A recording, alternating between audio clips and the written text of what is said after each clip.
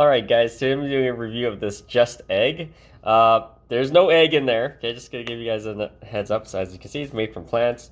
And yeah, let's check this out.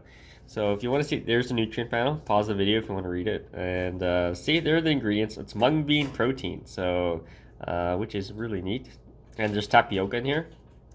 And yeah, gonna cook it up and we'll do a quick taste test. Check this out. This is the Just Egg. It actually looks like egg. Actually really surprising. So, alright guys, stay tuned. I'm gonna do a quick taste test.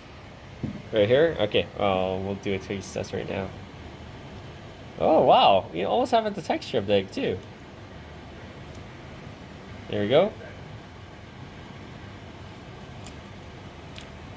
Wow.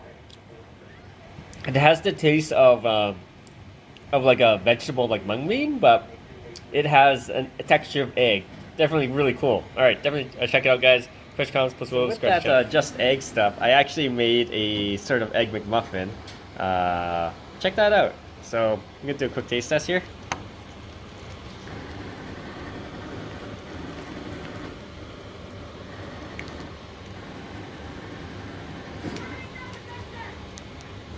That is really good.